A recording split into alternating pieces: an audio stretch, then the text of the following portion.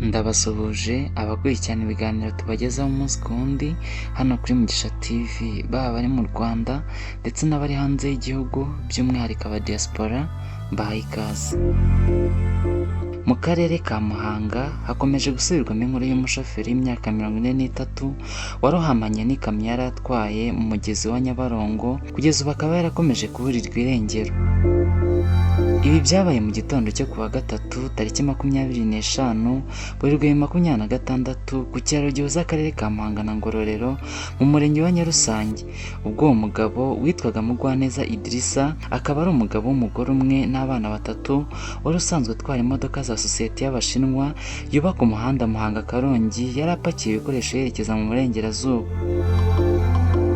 Ababonye impanuka bavuga ko yabaye ahagana saa 2 z'igitondo, aho iyo kamyo yamanukaga ku muvuduko mwinshi isa n'iyacitse feri. Igeze ku kiraro ikaba yarahuye n'imodoka zitwara abagenzi zirimo na kwasiteri n'akavatiri zarimo zimanuka. Icyo gihe ngo umushoferi yagerageje kutagonga izo modoka, ayerekeza ku ruhande rw'umuhanda, ariko birangira imunaniye ikamyo irenga umuhanda igwa mu mugezi wa Nyabarongo.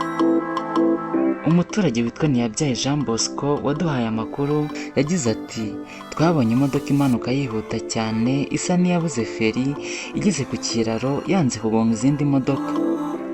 Shoferi yahisemo kunyura ku ruhande ariko ihita igonga igiti kinini irakirenga igwa mu mugezi." Amakuru atangwa n'umwe mu bakozi bakoranaga n'uyu mushoferi utarashatse gutangaza imyirondoro ye, yagaragaje ko mbere gato y'iyo mpanuka iba bari bavuganye kuri telefoni amubwira ko imodoka ifite ikibazo cya feri.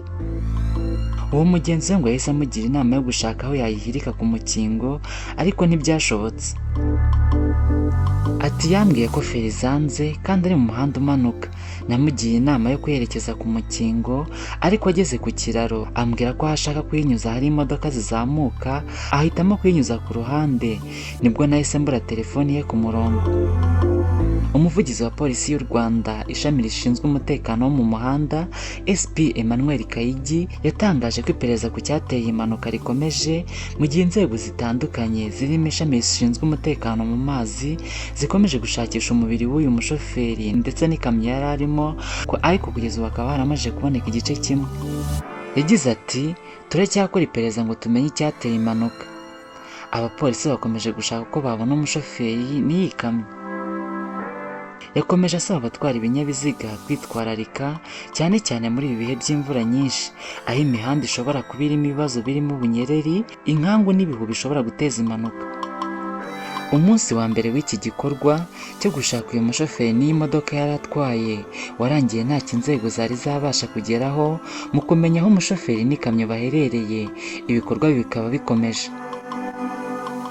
Polisi yongeye kwibutsa benshi akamaro ko kugenzura ibinyabiziga mbere yo gufata urugendo no kwitwararika mu gihe cy'imvura, mu rwego rwo kwirinda impanuka zikomeje guhitana ubuzima bw'abantu.